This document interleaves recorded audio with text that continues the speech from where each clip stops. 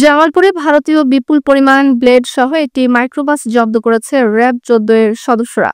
এ সময় চোরা কারবারিতে জড়িত দুইজনকেও আটক করা হয়। বুধবার ভোরে গোপন সংবাদের ভিত্তিতে জামালপুর সদর উপজেলার বিনন্দের পাড় এলাকায় অভিযান চালায় র্যাবের সিপিসি ১ ক্যাম্প। র্যাব জানায়, কুড়িগ্রামের রৌমারী সীমান্ত এলাকা থেকে অবৈধভাবে ভারতীয় পণ্য সংগ্রহ করে একদল পাচারকারী ঢাকার দিকে যাচ্ছিল। সেই সময় জামালপুর মধুপুর সড়কে চেকপোস্ট বসিয়ে একটি মাইক্রোবাস আটক করা হয়। মাইক্রোবাস তল্লাশি করে উদ্ধার করা হয় ৪,৭৪,০০০ পিস ভারতীয় গিলেট ব্লেড, যার বাজার মূল্য প্রায় ২৩,৭০,০০০ টাকা।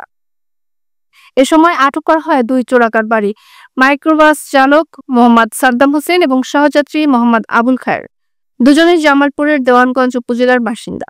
র্যাব ১৪ সিপিসি ১ জামালপুর ক্যাম্পের company commander ATM Aminul Islam এক প্রেস ব্রিফিংয়ে জানান, চোরাচালান চক্রকে চিহ্নিত করতে অভিযান অব্যাহত রয়েছে। গ্রেপ্তারদের বিরুদ্ধে প্রয়োজনীয় আইনানুগ ব্যবস্থা গ্রহণের প্রক্রিয়া চলমান।